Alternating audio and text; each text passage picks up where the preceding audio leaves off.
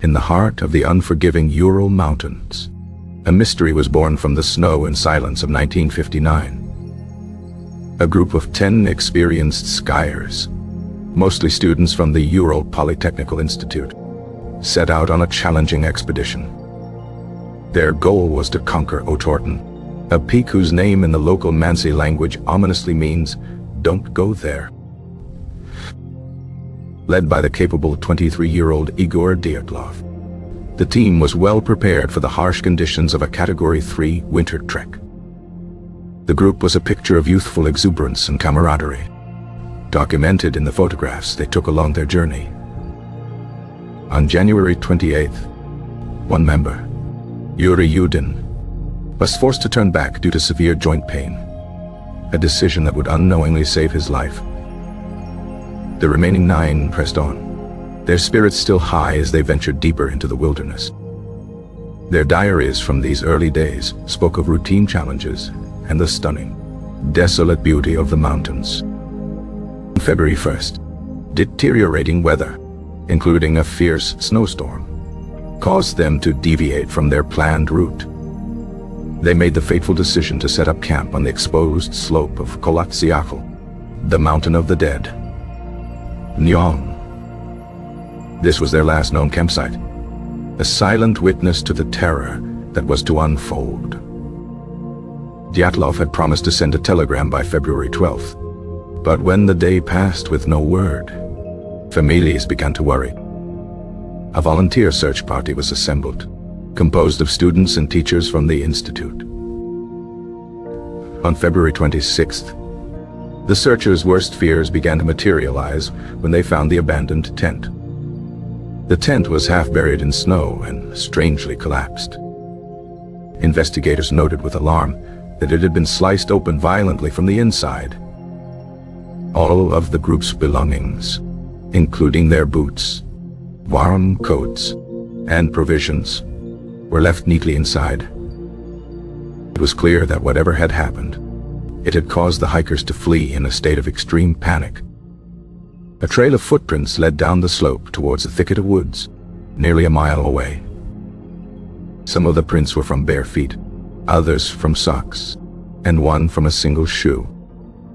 The trail of 9 distinct sets of prints vanished after about 500 meters, obscured by snowfall.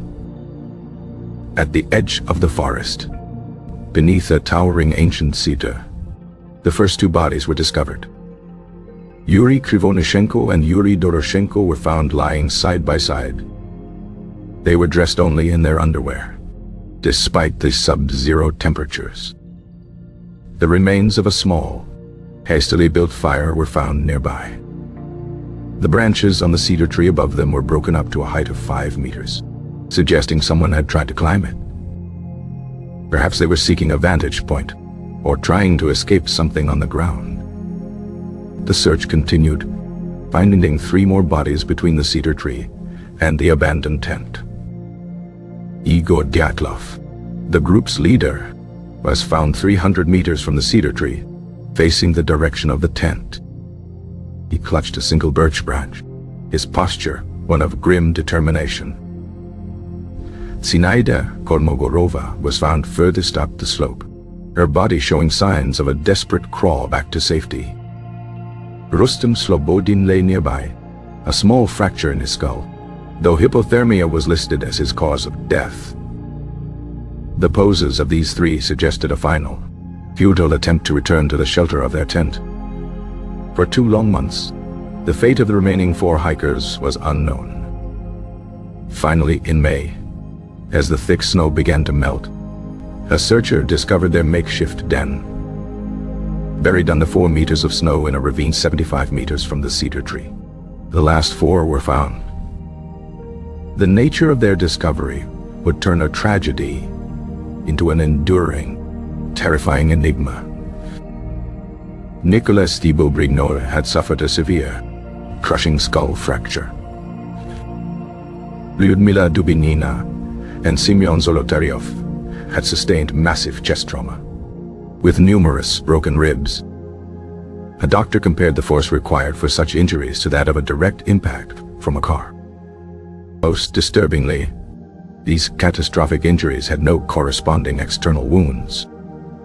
It was as if they had been crushed by an immense, overwhelming pressure.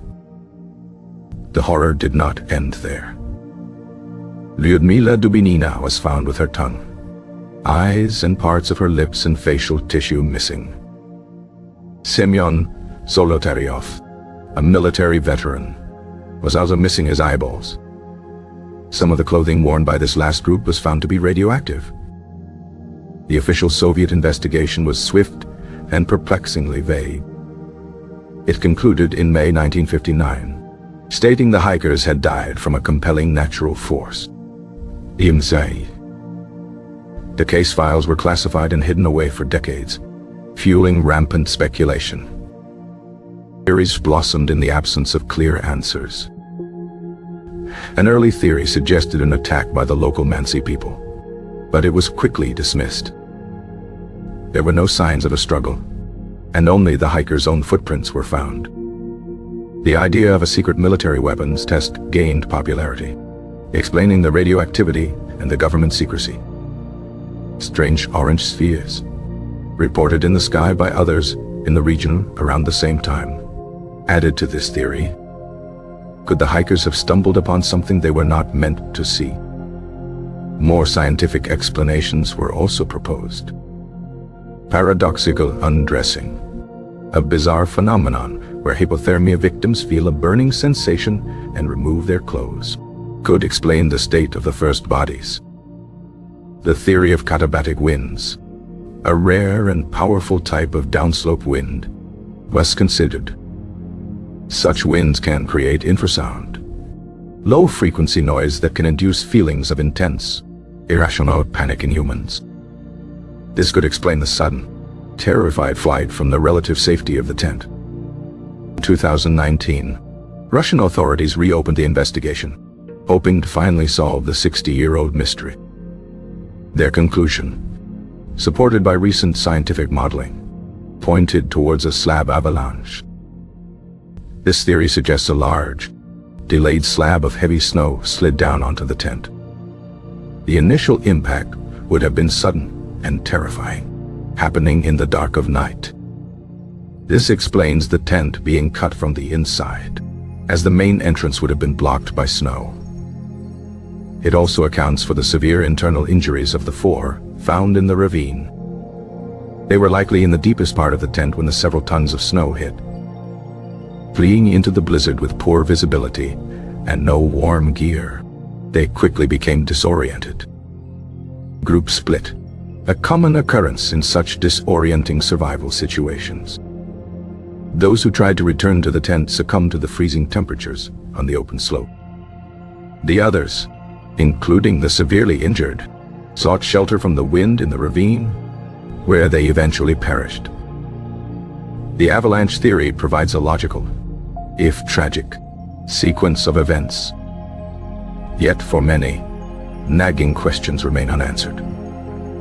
What explains the missing tongue of Lyudmila Dubinina? Investigators suggest it was likely the result of natural decomposition and scavenging by small animals in the watery den. And what of the radioactivity found on the clothing? It was minor, and could be explained by thorium from camping lanterns or residual fallout from distant tests. Despite the official conclusion, the story retains its power to chill and mystify. It is a harrowing reminder of the unforgiving power of nature. It is also a testament to the human desire to find answers in the face of the unknown. The 9 hikers went seeking adventure and found a fate that would be debated for generations. Their story is etched into the frozen slopes of the Mountain of the Dead. The Dyatlov Pass incident remains a chilling intersection of science, speculation, and tragedy. The mountain keeps its secrets, holding the final, silent testimony of the 9 who never returned.